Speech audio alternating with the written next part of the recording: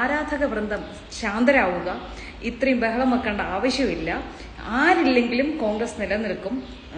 പിന്നെ അവിടെ ജമ്മു കാശ്മീരിൽ അവിടെ ആള് പോയി, ഇവിടെ ഇങ്ങനെ പോയി, ജ്യോതിരാദിത്യ സിന്ധ്യ പോയി, ഗുലാം നബി ആസാദ് പോയി, അങ്ങനെ പലവരുടെയും പേര് അവരെല്ലാം പോയിട്ടും കോൺഗ്രസ് ഇപ്പോഴും ഉണ്ട് എന്ന്. എവിടെ ഉണ്ടെന്നാ ലിജു പറയുന്നത്? ഈ ആരാധക വൃന്ദം ലിജുവിന് വോട്ട് ചെയ്തത് എന്ത് മാനസികാവസ്ഥയിലാണ് എന്ന് ലിജു ഒന്ന് ആലോചിച്ച് നോക്കുക. ലിജു എങ്ങനെയാണ് ഈ ജനങ്ങളുടെ മുന്നിൽ വോട്ട് ചോദിച്ചത്, ആൾക്കാർ എന്തിനാണ് ലിജുവിന് വോട്ട് ചെയ്തത് എന്നൊക്കെ ലിജു ഒന്ന് ആലോചിക്കുക.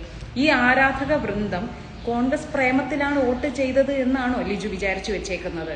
രാഹുൽ ഗാന്ധിയുടെ പേര് പറഞ്ഞ് അവസാന വാക്ക് രാഹുൽ ഗാന്ധി എന്ന് പറഞ്ഞ് അങ്ങനെ സ്കൂട്ടാവണ്ട. കോൺഗ്രസ് എന്ന പ്രസ്ഥാനം ഇവിടെ ഉണ്ടാവണമെങ്കിൽ ഈ ആരാധക വൃന്ദം കോൺഗ്രസിനെ സപ്പോർട്ട് ചെയ്യണം.